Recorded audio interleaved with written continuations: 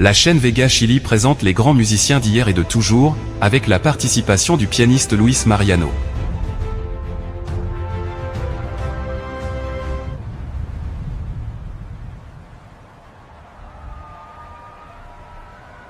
Bonjour à tous. Bienvenue sur ma chaîne. Je suis Luis Mariano, en direct de Vina del Mar, au Chili, l'une des plus belles villes du monde. Aujourd'hui, pas de partitions ennuyeuses.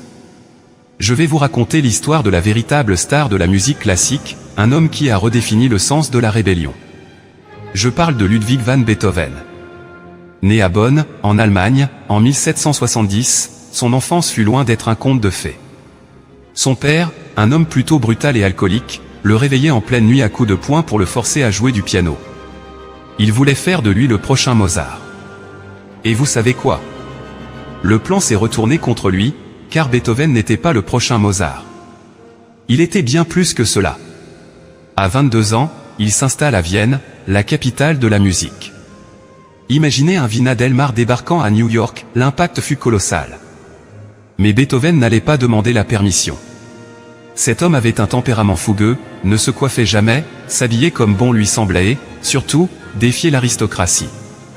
À cette époque, les musiciens étaient traités comme des domestiques. Mais Beethoven disait, il y aura des milliers de princes, mais il n'y a qu'un seul Beethoven. Un génie absolu. Mais maintenant, je vais vous raconter une histoire que peu de gens connaissent. Le moment précis où Beethoven a failli tout perdre et comment il est devenu une légende.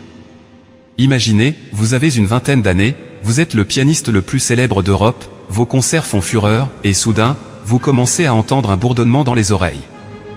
Un sifflement persistant. À 28 ans, Beethoven a compris qu'il devenait sourd. Pour un musicien, la surdité est une mort. Il est tombé dans une si profonde dépression qu'il s'est isolé dans une ville appelée Heiligenstadt.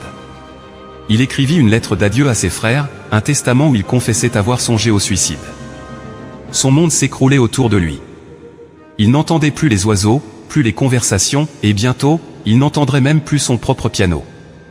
Mais c'est là que se produit le miracle de la volonté humaine. Beethoven décida que le destin ne l'emporterait pas. Il déclara « Je vais prendre le destin à la gorge ». Ne pouvant plus entendre avec ses oreilles, il commença à écouter avec son corps. Comment fit-il? Il coupa les pieds de son piano pour qu'il repose directement sur le sol. Il s'asseyait par terre et posait sa mâchoire contre le bois pour sentir les vibrations des notes. Il composait par le toucher et sa mémoire. Et c'est ainsi que, complètement sourd, il composa son chef-d'œuvre, la 9e symphonie. La 9e symphonie fut créée à Vienne le 7 mai 1824. Beethoven se tenait sur scène, dos au public, dirigeant l'orchestre dans sa tête. Lorsque la musique s'acheva, le théâtre explosa en applaudissements nourris, les plus forts de l'histoire.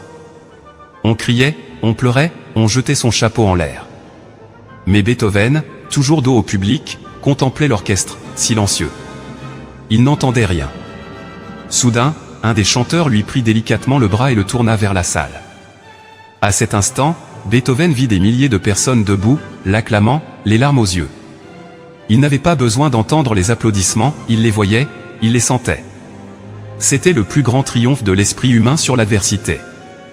Beethoven mourut en 1827, mais il nous a laissé un enseignement précieux, aussi sourd que soit le monde à vos problèmes, aussi difficile que soient vos circonstances, la musique et votre force intérieure peuvent toujours triompher.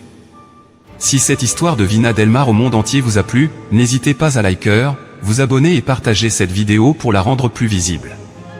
Dites-moi en commentaire, quelle est votre œuvre préférée de Beethoven? À bientôt au prochain concert. Salut!